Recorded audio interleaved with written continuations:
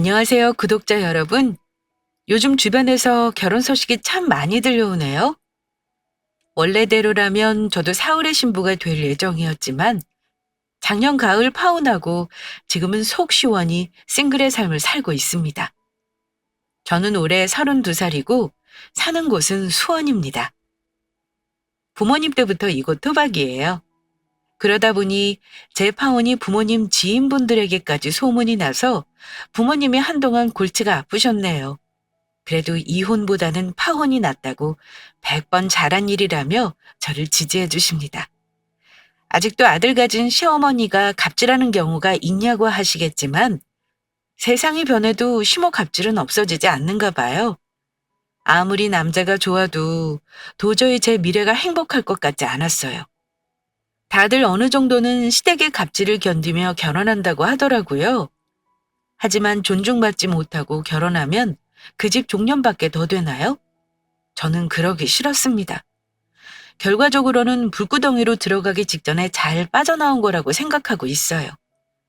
엄마가 저 파혼하고 나서 얼마 지나지 않았을 땐가 굉장히 열받아 하시면서 제게 하신 말씀이 있습니다.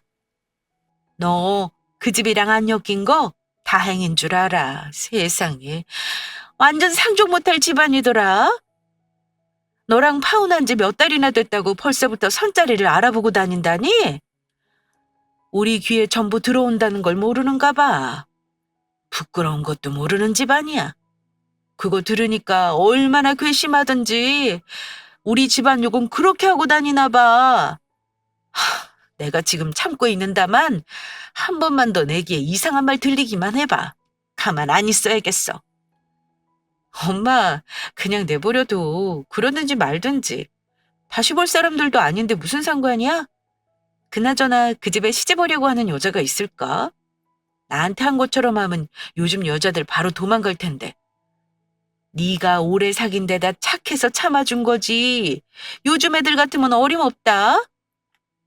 파혼하고 나서도 들리는 그 집 소식이 결코 유쾌하지만은 않았습니다. 그래도 나름 안전이별한 거라 헤어지고 나서 괴롭힘 당한 건 없어요. 남자친구는 자기 엄마 행동하는 거 보고 저한테 미안하다 사과하긴 했습니다. 하지만 어쨌든 팔은 안으로 굽는 거고 가재는 개편이라는 말이 맞더군요. 파혼한 전 남자친구와는 4년 정도 교제했습니다. 우리 부모님과 그쪽 부모님들 지인이 겹칠 정도로 양가 모두 이곳에 오래 사셨습니다. 저희 부모님은 이곳에서 꽤 큰 고깃집을 하시고 오빠가 물려받으려고 같이 일해요. 저와 남자친구는 둘 다 나름 든든한 직장 다니는 월급쟁입니다.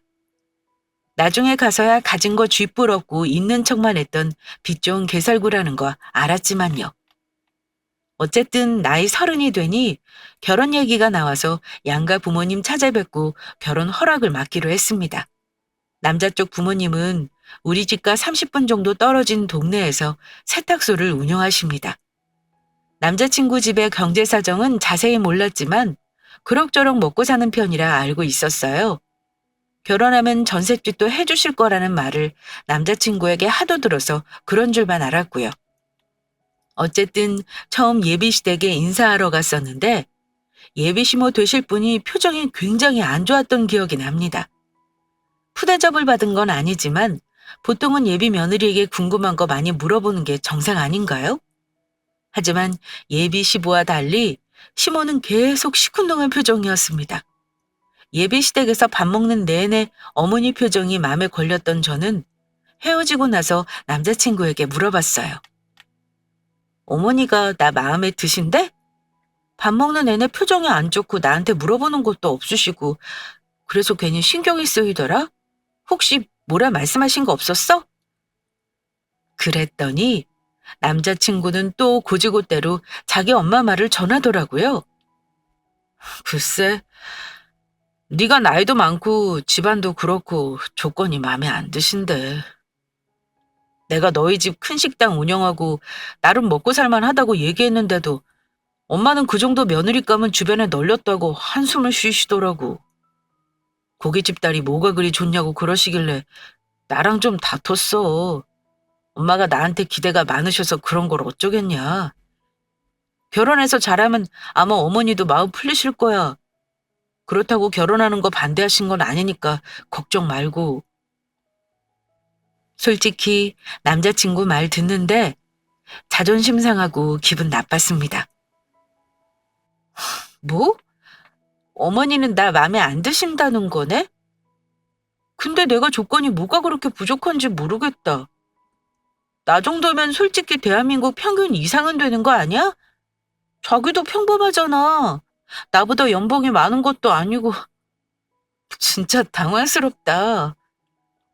저보다 좋은 조건이 결코 아닌 남자친구 입에서 그런 말이 나올 줄은 생각도 못했습니다. 굳이 따지자면 저는 남자친구보다 학벌도 좋아요. 인서울 상위권 대학 나왔고요. 연봉도 6천 정도로 제가 더 많습니다. 제 명의로 된 작은 오피스텔 하나 있고 각종 연금이며 보험 빵빵하게 드러났습니다. 부모님도 뭐 갑부까지는 아니지만 나름 중간 이상은 된다고 생각했거든요. 부모님이 예전부터 식당을 하셨고 물론 중간에 잘 안 된 적도 몇 번 있어요. 하지만 지금은 안정적으로 운영하고 계십니다. 자랑 같아 뭐 하지만 부동산 자산도 20억 정도 되시고요. 매달 순수익도 2천만 원 넘게 나오는 걸로 알고 있습니다. 나머지 현금 자산은 제가 정확히 모르지만 꽤 될 겁니다. 당연히 노후 보장 다 되어 있으시고요. 반면 예비시댁은 그 당시 빚이 많다고 들었고 남자친구 역시 취직한 지 3년이 채 안 돼서 모은 돈은 고작 3천 뿐이었습니다. 물론 3천 적은 거라 생각하지 않아요. 남자니까 사회생활 늦고 이래저래 썼나 보다 생각했고 사랑하니까 그냥 넘어갔습니다. 예비 시부모님들은 평범하셨고요. 근데 제 조건이 별로라는 얘기를 하시니까 저로서는 황당했죠. 그것도 인사간 예비 며느리 면전에 안 좋은 표정을 지을 정도인가요? 저는 결혼 안 한 아가씨가 이 정도 스펙이면 훌륭하다고 생각합니다. 아무리 남자친구가 좋다고 해도 처음부터 시댁에 숙이고 들어갈 생각은 없었어요. 그래서 남자친구에게 단호하게 말했습니다. 내가 어떤 부분이 마음에 안 드시는 건지 정확히 물어보고 말해줄래? 난 도저히 내 조건이 마음에 안 든다는 말은 이해가 안 가서 말이야. 내가 납득이 갈 만한 이유로 다시 명확하게 어머니 의도를 알려줘. 도저히 기분 나쁘고 이해가 안 가서 이대로는 못 넘어가겠다. 내가 직접 물어보면 어머니가 곤란하실 수도 있으니까 자기가 직접 물어보고 알려줘. 그랬더니 알았다고 하더라고요. 예비 시아버지는 딱히 그런 분위기는 없었어요. 예비 시부는 청각장애가 있으셨고 성실하신 분인데 사기를 크게 당하신 후로 어머니에게 정말 잡혀 산다고 들었습니다. 그래서 그 집에서는 어머니 의견이 곧 법이었어요. 그거에 보태 예비 신우도 만만치는 않았고요. 어쨌든 우리 부모님께는 차마 속상하실까봐 자세한 말씀은 못 드렸어요. 그러고 나서 얼마 후에 남자친구를 만났는데 저한테 해맑은 표정으로 전하는 말이 뭐였냐면요. 혜진아, 너무 기분 나빠할 거 없어. 우리 엄마가 너랑 결혼 반대하는 건 아니래. 그냥 네가 첫인상이 좀 세 보여서 내가 잡혀 살까 봐 걱정하셨나 봐. 뭣도 잘 부리는 것 같아서 살림은 잘하려나 싶고 이런저런 걱정하셨대. 그 정도 걱정은 할 수 있는 거잖아. 기분 나빠하지 말고 네가 이해해줘. 그런데 나한테 고깃집 딸 운운하신 건 왜 그러신 거래? 뭐? 내가 기가 세 보이고 아들 잡고 살 것 같다고? 그냥 내가 마음에 안 드시니까 별꼬투리를 다 잡으시는 거 아니야. 저는 오히려 그 말을 듣고 더 기분이 나빠 남자친구에게 화를 냈습니다. 그랬더니 또 이 인간이 하는 말이 가관이었습니다. 아들 가진 엄마가 며느리 성에 안 찰 수도 있는 거지. 뭘 그렇게 화를 내? 우리 엄마 정도면 별로 따지는 편도 아니야. 네가 너무 예민하게 구는 거 아니야? 우리 엄마도 아들 있어. 근데 예비 며느리 불러놓고 그런 말 하실 분 절대 아니거든? 아들 가진 엄마가 다 그렇다는 말 하지 마. 네, 당연히 예비 며느리 마음에 안 들어 할 수 있죠. 남자친구 어머니도 나름 원하는 며느리상이 있었을 테니까요. 사람 취향이라는 게 다 다르니 이해합니다. 하지만 제가 마음에 안 드는 이유가 싹수가 없다거나 어른 어려운 줄 모르고 예의가 없다거나 하는 문제가 아니라 겉으로 드러난 거 보고 사람을 판단하고 조건부터 따진다는 게 이해가 안 갔습니다. 그래서 남자친구에게 객관적인 사실을 말해줬습니다. 현재 씨는 지금 이 상황이 이해가 가? 가만 보면 내가 화내는 이유도 이해 못하는 것 같아. 뭘 착각하고 있는 것 같아서 내가 팩트만 말해줄게. 내 나이에 오피스텔 가지고 있는 돈, 이 정도 모은 여자 흔한 거 아니야. 자기는 돈 3천에 장가갈 생각 하나 본데 다른 여자 같으면 결혼 안 한다 소리 할걸? 내 조건이 현재 씨보다 훨씬 좋다는 건 지나가는 사람 붙잡고 물어만 봐도 알겠다. 이랬더니 이 인간이 저에게 묻더라고요. 그럼 너는 오피스텔 대출 하나 없어? 온전히 다 네 돈으로 한 거냐고. 그래, 대출 없어. 내가 이렇게 모을 동안 너는 뭐 했어? 우리 만나면서 자기 취미생활하는 거 돈 다 쓰고 집에다가 돈도 다 들였잖아. 나는 그거 다 알지만 이해하고 양가 부모님 도움 없이 시작해보려는 건데 어쩜 처음부터 이렇게 사람 기분을 상하게 할 수가 있어? 아이, 알았어. 미안해. 너 기분 나쁜 건 내가 대신 사과할게. 우리 엄마가 그거 하시면 좋아는 하시겠다. 굳이 전셋집 안 도와주셔도 되실 테니 말이야. 걱정 마. 내가 엄마한테 잘 말해볼게. 됐어. 나 그 정 마음에 안 드신다 하시면 상견례고 뭐고 그냥 여기서 우리 접자. 무슨 말을 또 그렇게 극단적으로 해. 내가 미안하다잖아. 우리 엄마 네 생각만큼 사람한테 함부로 하는 분 아니야. 걱정 마. 내가 이번 일 너한테 직접 사과하라고 말씀드릴게. 남자친구는 저를 달래면서 자기 어머니가 사과하게 하겠다는 말까지 했습니다. 솔직히 그때 결혼이고 뭐고 다시 생각해 보려고 했었어요. 나름 조상님이 파혼할 수 있는 기회를 한번 주신 거였는데 남자친구와 예비시모의 감언이설에 그만 그 기회를 날려버렸네요. 제가 바보인 거 맞습니다. 남자친구랑 다투고 얼마 뒤에 정말 말을 한 건지 예비시모가 저에게 직접 전화를 하셨던 일이 있었어요. 전화통화하는 것도 어색하고 불편했지만 그래도 어른이니 나름 예의 차리고 받았습니다. 그런데 예비시모가 상냥한 목소리로 저에게 미안하다는 말을 먼저 하시더라고요. 내가 뭘 착각한 것 같다. 오해했다면 미안해. 주변에 시집장가 간 자식 둔 사람이 별로 없어서 네 조건이 어떤 건지 잘 몰랐지 뭐니. 아니 애초에 그런 생각한 것부터가 내 잘못 같구나. 내가 주책이지. 그냥 아들 요새 한번 부린 거라 치고 눈 감아주렴. 내가 사과하마. 이렇게 직접적으로 사과하시니 제가 마음이 좀 풀리더라고요. 나이도 있고 어머니 말 들어보니 모를 수도 있는 거니까요. 그러면서 저를 막 추켜 세워주시더라고요. 아들한테 자세히 들었더니 너 참 대단하더라. 능력도 있고 사회생활도 잘하고 연봉도 우리 아들보다 많다며? 나 이제 우리 아들 걱정은 안 해도 되겠네.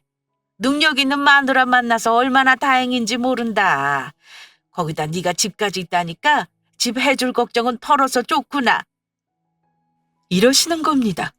분명 저 치켜 세워주시는 칭찬은 맞는데 이상하게 기분이 찜찜하더라고요. 어쨌든 전화해서 사과하시는 분에게 화를 낼 수도 없어서 적당히 받아들이고 끊긴 했습니다.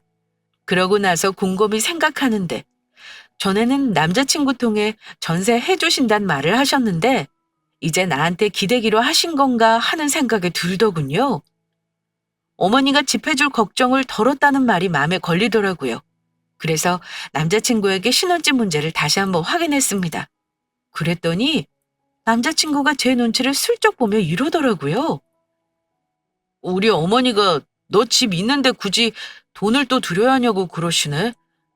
일단 네 오피스텔에 살림 차리고 결혼 비용 아껴서 나중에 아파트 살 때 보태주신대.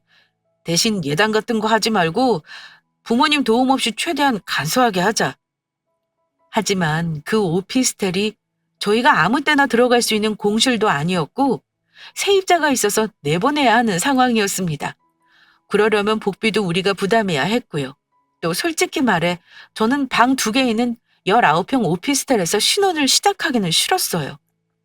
역세권이라 위치는 좋았지만 주변이 좀 시끄럽고 애 낳고 오래 살 곳은 못 되거든요. 직장인이 혼자 살 만한 집이고요. 최소한 호화스럽게 결혼하지는 못해도 아파트에서 시작하고 싶었습니다. 왜 자꾸 말이 달라지는지 모르겠다. 처음에는 전세는 해주신다고 하시더니 거긴 살림 차릴 만한 여건이 안 돼. 우리 결혼 날짜랑 세입자 내보내는 거랑 안 맞을 수도 있고 말이야. 그냥 원래대로 작은 아파트라도 전세 얻을 수 없어? 돈이 없다고 하시면 나랑 자기랑 보태고 대출 받으면 되잖아. 대출? 우리 엄마가 대출 받는 건 반대하셔. 은행에 빚지면 큰일 나는 줄 아신다니까. 그냥 돈 모은다 생각하고 네 오피스텔에서 시작하자. 어? 일단 나도 우리 부모님한테 도와줄 수 있는지 말씀드려 볼 테니까 자기도 어느 정도까지 도와줄 수 있는지 어머니한테 물어봐. 각자 방법 찾아보고 나중에 다시 얘기하자. 저는 생각해 보겠다고 했지만 답이 없더라고요.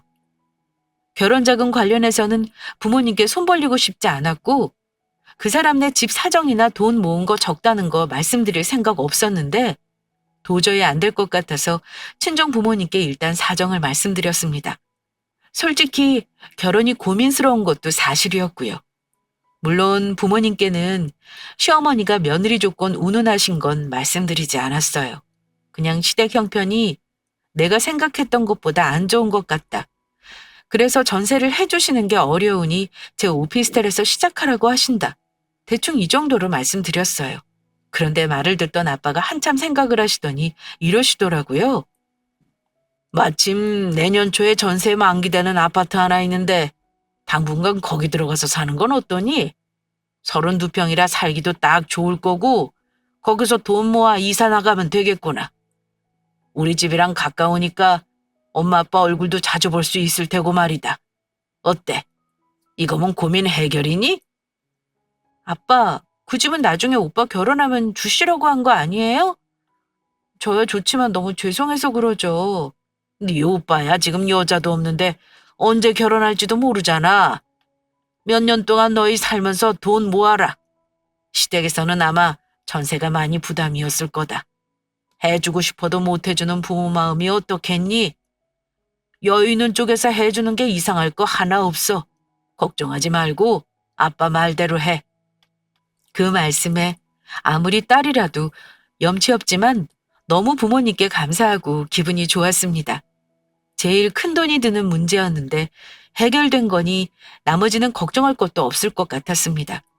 남자친구를 만났을 때 일단 남자친구 부모님은 어떤 도움을 주실 수 있는지를 물어봤어요. 현재 씨, 어머니한테 물어봤어? 결혼하는데 어느 정도 도움 주실 수 있는지 말이야. 현재 씨 돈 없는 것도 뻔히 알고 계시잖아. 물어봤지. 근데 집은 못 해주실 것 같다 하시네. 그냥 가진 돈으로 맞춰서 결혼하라고 하시니까 나도 답답하다. 너는 생각해봤어? 이런 말을 하는 겁니다. 도와줄 수 없다라고 하셨다는 그 말을 듣고 속으로는 기분 별로였습니다. 하지만 일단 문제 해결 방법을 들고 온 건 저니까요. 우리 집에서 집 문제를 해결해 주셨다는 말을 했습니다. 우리 아빠가 새 놓은 아파트 만기되면 거기서 시작하는 게 어떠냐고 하시더라? 이렇게 얘기를 했더니 엄청 좋아하며 신나더라고요.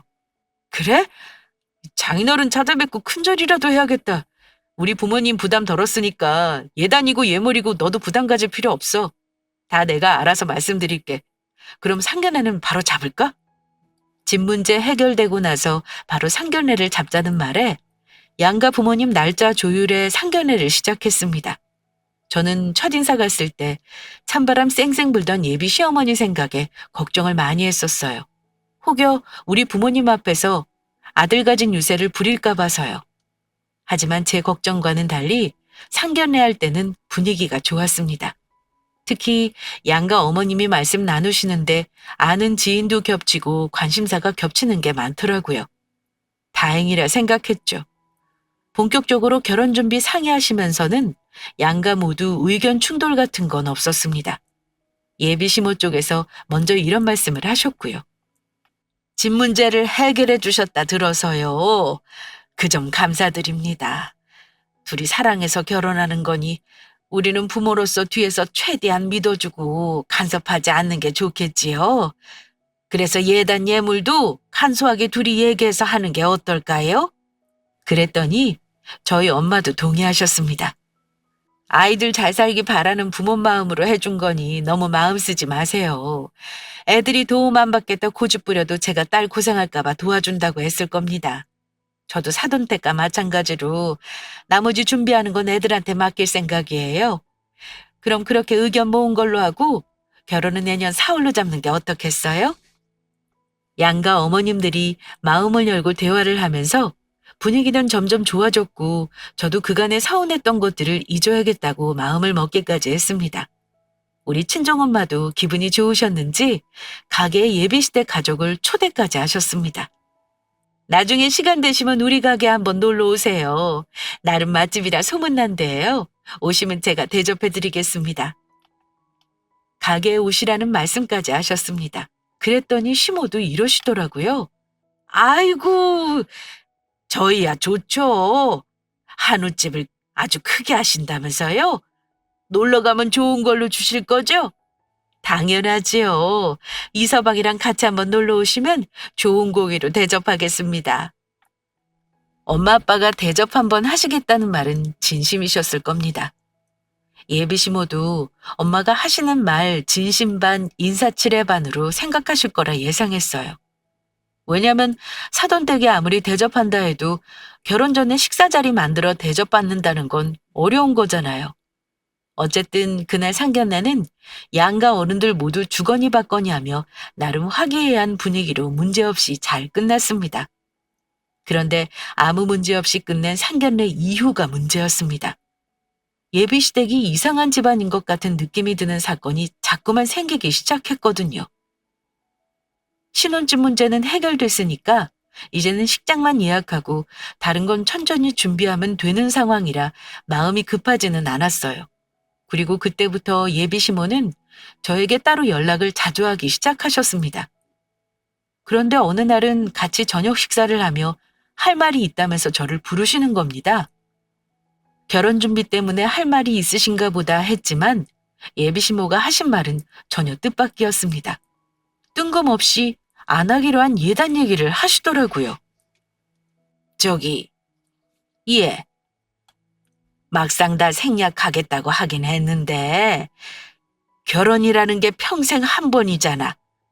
주변에 물어봐도 그렇고 기본적인 건 해야지 나중에 뒷말도 없고 후회 안 한다 그러더라. 내가 물어보니 요즘 현물로 안 하고 그냥 돈으로 한다며? 친척들 돌릴 거 계산해보니까 한 1,000만 원 정도면 예단비 받으면 될 것 같은데. 너는 어찌 생각하니? 생략하기로 한 예단을 해달라는 말씀을 하시길래 끌려가면 안 되겠다 싶어 단호하게 의사를 전달했습니다. 어머니, 이미 예단이랑 예물은 안 하는 걸로 얘기가 끝난 거 아닌가요? 왜 말씀이 달라지시는지 모르겠네요. 신혼집 들어갈 때 세입자 보증금 제가 조금이라도 친정아빠 드리려고 예산을 이미 짰어요. 죄송하지만 그렇게 큰 돈은 못하고요. 꼭 받고 싶은 거 있으면 그 정도는 해드릴게요. 까놓고 말해 예단을 다 생략하는 것도 아니고요. 한복이랑 시누이 옷, 아버님 양복, 신발까지는 다 해드리기로 했습니다.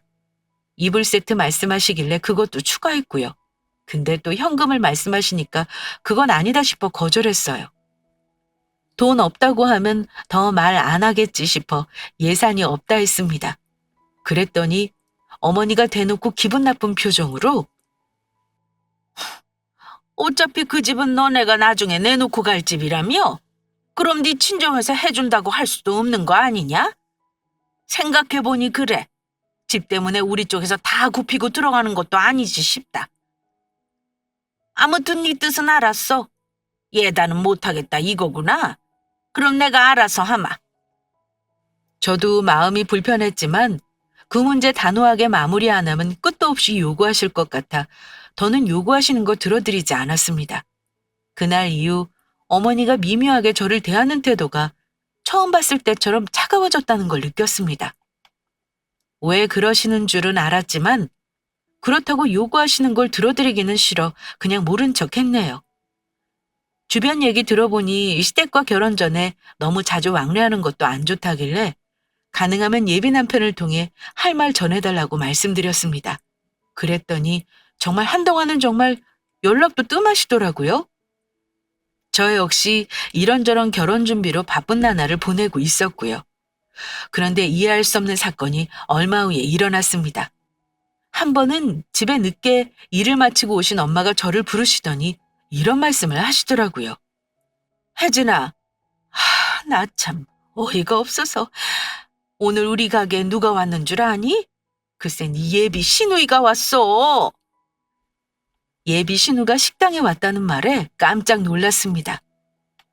아가씨가? 아니 나한테는 엄마 식당 간다는 연락 없었는데 설마 혼자 온 건 아니지? 혼자 왔겠니?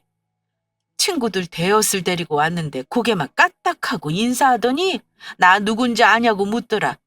처음에는 마스크 때문에 못 알아봤어. 근데 예비 신우라길래 나도 그제야 알아보고 잘 왔다고 했지 뭐니. 근데 친구들하고 여기서 식사 좀 해도 되죠? 이러는 거야. 그래서 나는 반갑게 제일 좋은 자리로 주고 고기도 시키는 것보다 많이 줬어. 한 50만 원 돈 나왔는데 계산할 때 그냥 안 받고 보내려고 생각은 하고 있었거든? 근데 아가씨가 계산 다 했어? 예, 네 시누이 너무 싹수가 없더라. 엄마가 돈 안 받겠다고 마음은 먹고 있었지만 와서 적어도 계산하는 신용은 하는 게 예의 아니야? 나가면서 뭘 하는 줄 알아? 여기 오면 대접해 주신다고 해서 왔다면서 고기가 좀 질기다는 말만 하고는 그냥 나가는 거야. 세상에. 고맙다는 말 한마디 없이 나 그렇게 경우 없는 애 처음 봤다. 나이도 어리면서 어려운 것도 모르고 예비 사돈 가게 와서 공짜 고기를 먹어? 내가 베풀어도 기분이 안 좋지 뭐니? 뭐? 50만 원이나 먹고 고맙다는 말을 안 해? 엄마, 다음부터 절대 그러지 마. 내가 이서방한테 말할게. 어쩜 빈말로 한 말을 진심으로 듣고 와서 공짜로 고기를 먹어? 보통 사람이라면 사돈댁에서 아무리 대접하겠다고 해도 당연히 공짜로 얻어먹어야겠다 하는 생각은 안 할 겁니다. 돈을 내겠다고 해도 안 받으실 분들이 우리 부모님이긴 하지만 적어도 돈을 내는 신용을 하는 게 예의라면 예의라고 생각해요. 근데 자기 친구들까지 끌고 와서 저런 건방진 행동을 하다니요. 제 상식으로는 도저히 이해가 안 갔습니다. 당연히 남자친구에게 뭐라고 했죠. 그런데 나중에 알고 보니 시어머니가 시누이더러 가서 얻어먹고 오라고 했다는 겁니다. 그 얘기 듣고 나니까 내가 예단비 달라는 거 거절해서 저러신가 싶기도 하고 온갖 생각이 들었어요. 엄마가 기분 나빠하시는 게 너무 속상해서 더 화가 났고요. 근데 엄마가 처음이니까 그냥 넘어가자고 하시더라고요. 예비 남편이 물론 사과하고 돈까지 드리겠다 했어요. 하지만 친정엄마는 끝내 돈을 안 받으셨습니다. 애초부터 돈을 받을 생각은 없었고 그냥 고맙다는 말 한마디면 된다고요. 동생이 어려서 잘 모르는 것 같으니 잘 타일러서 앞으로는 경우 없이 행동하지 말라고 잘 타이르셨어요. 그렇게 그 일은 엄마 얼굴 봐서 넘겼습니다. 그런데 이놈의 예비 시모, 제 예상을 훨씬 뛰어넘는 분이더군요. 그 일 있고 한 달쯤 지났나 봐요. 주말에 쉬고 있는데 갑자기 엄마가 전화를 하셨어요. 전화를 받았더니 엄마가 조심스러운 목소리로 이러시는 겁니다. 혜진아, 지금 우리 가게에 네 시어머니 되실 분 와 있다. 근데 무슨 개 모임을 하는 건지 사람을 열댓 명을 데려와서 고기를 시켜 먹고 있어. 그것도 제일 비싼 걸로 시켜 먹고 있는데 왜 연락도 없이 갑자기 이렇게 오셨는지 모르겠구나.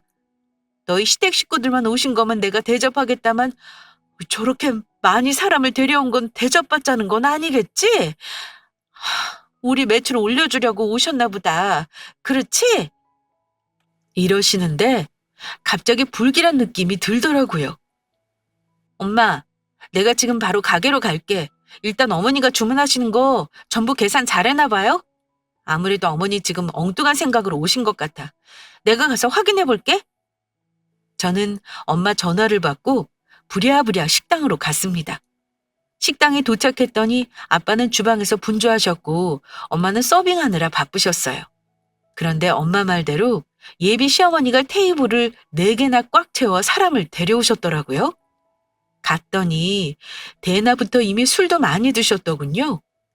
예비 며느리가 왔다는 건 아셔야 할 것 같아서 일단 인사를 드렸습니다. 그랬더니 어머니가 친구분들 앞에서 저를 소개하면서 아주 치켜 세워주시더라고요. 그러면서 오늘 자기가 맘먹고 대접할 테니 많이들 드시라면서 큰 소리를 치셨습니다. 저는 정신없는 와중에 어머니 지인분들께 인사를 드리는 둥 마는 둥 하는데 어머니가 저에게 이러셨습니다. 내가 오늘 날 잡고 친구들 좀 불렀다. 다 너희 결혼식에 올 분들이야. 대접 미리 하려고 부른 거니까 그런 줄 알고 인사 잘하렴? 저는 알겠다고 대답했고 그날은 어머니가 지인분들에게 대접을 하시는 거구나 믿었습니다. 걱정돼서 부랴부랴 달려온 건데 어머니가 대접하는 거라고 큰 소리 치셨으니 괜찮겠지 싶었어요. 그래서 엄마에게도 걱정 말라고 말씀드렸습니다. 엄마, 오늘 어머니 지인들 대접하려고 부르신 거래? 그러니까 너무 걱정 마. 아마 어머니가 계산하실 거야. 그러니? 다행이네. 엄마는 지난번에 네 신우일 생각나서 살짝 걱정했지 뭐야? 오늘 꽤나 많이 나왔는데 어쩌니? 다음번에 시어머니랑 아버지랑 한번 모시고 와. 오늘 매출 많이 나왔으니까 내가 대접 한번 해드리마. 엄마는 그렇게 말씀하시며 시어머니가 시키는 고기 주문을 열심히 받으셨네요. 다들 어찌나 많이들 드시는지 술이며 고기며 주문을 엄청 받았습니다. 한우라 단가가 싼 것도 아니었어요. 그런데 문제는 그 다음이었네요.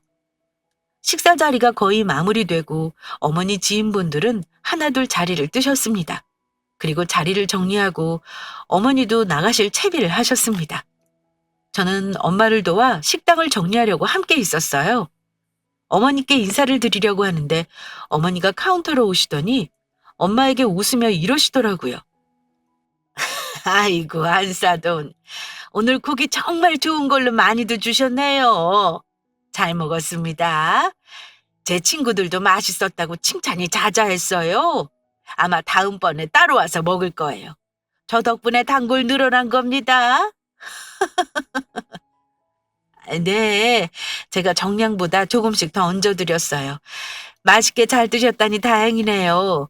사돈 덕분에 단골 늘어나면 좋죠. 그럼 계산할까요?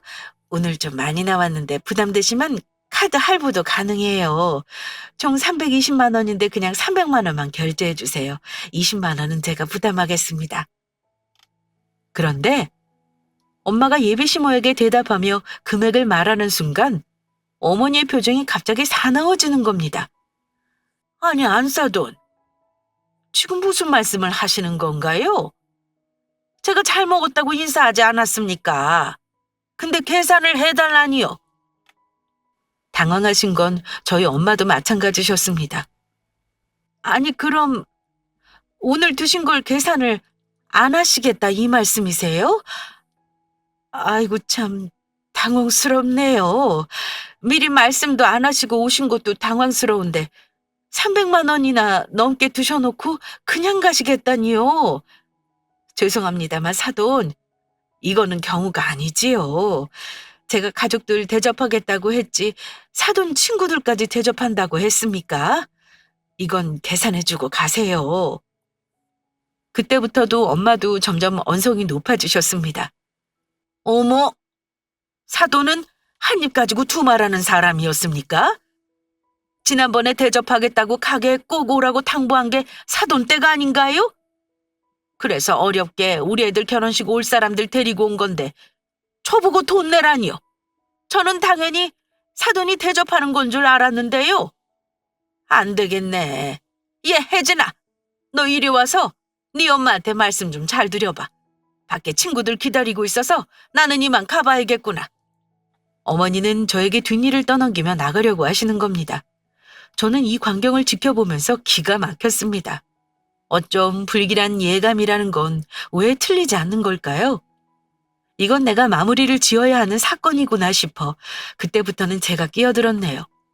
먹고 그냥 튀려는 거 보고 이놈의 집구석과는 오늘 끝내야겠다는 결심도 했고요. 예비시모는 제가 다가가자 마치 구세주라도 온 양 의기양양한 표정이었고 알아서 하라고 하시길래 일단 나가려고 하는 시모를 붙잡았습니다. 그리고 엄마에게 확인했어요. 엄마, 정확히 나온 금액이 얼마야? 정확히는 320만 원이구나. 그래? 어머니, 이건 경우가 아니죠. 죄송한데 계산하고 가세요. 결혼도 안 했으니 엄밀히 말해 우린 가족도 아니잖아요. 남이 우리 가게 와서 300만 원어치를 공짜로 얻어 처먹고 간다는 건 말이 되냐고요. 혹시 처음부터 돈 낼 생각 없으셨던 거예요?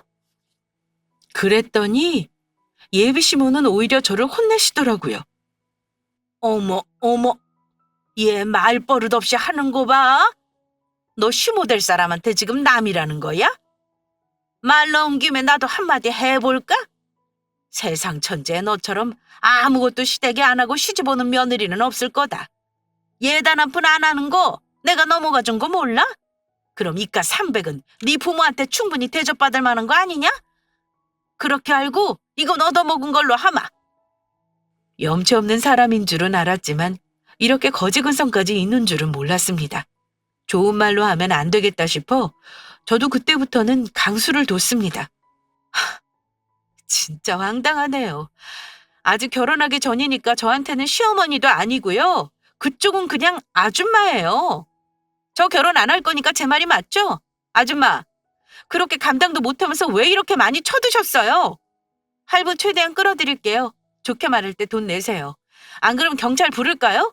무단 주식으로 신고하면 망신 한번 당해보실래요? 파혼하겠다고 했더니 그때부터는 어머니도 눈을 흰자까지 보이게 뒤집으며 소리를 지르시더라고요. 보자 보자 하니까 뭐? 파혼? 네가 그러면 내가 무서울 것 같니? 아쉬운 건 내가 아니라 너지. 나이 많고 인물도 변변치 않은 애가 우리 아들만한 남자 만날 것 같아? 웃기지 마. 경찰 부를 테면 불러. 나도 가만히 있지 않을 테니까. 내 아들 지금 당장 오라고 할 테니까 그런 줄 알아. 네네, 지금 당장 부르세요. 잘 됐네요. 오늘 다 끝내버릴 테니까 잘난 아들 부르시라고요. 친정엄마는 돌이킬 수 없는 상황이 된 걸 보시고는 체념하셨습니다.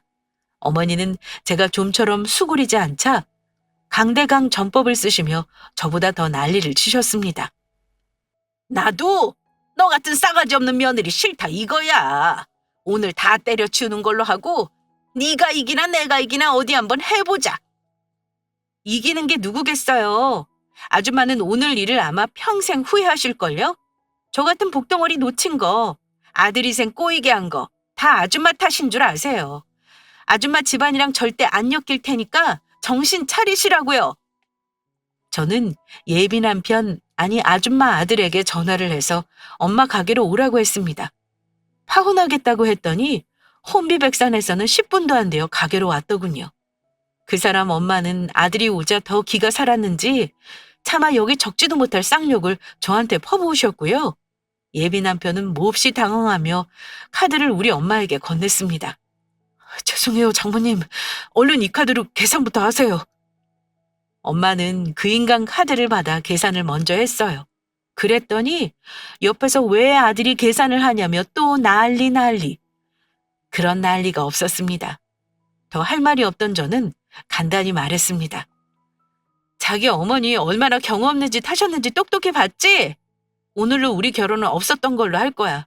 그렇게 알고 어머니 빨리 모시고 가. 지금 제정신이 아니시네. 일단 계산했으니 경찰에 신고는 안 할게. 오늘 이후로 볼 일 없었으면 좋겠다. 차갑게 말하는 저를 보더니 그 사람은 연신 미안하다고 사과를 하긴 했습니다. 나중에 얘기하자며 자기 엄마를 일단 데리고 갔고요. 저와 엄마는 둘 다 아무 말도 못하고 한동안 멍해 있었습니다. 가까스로 정신 차리고 나서 저는 엄마에게 말했어요. 엄마, 나 결혼 안 해.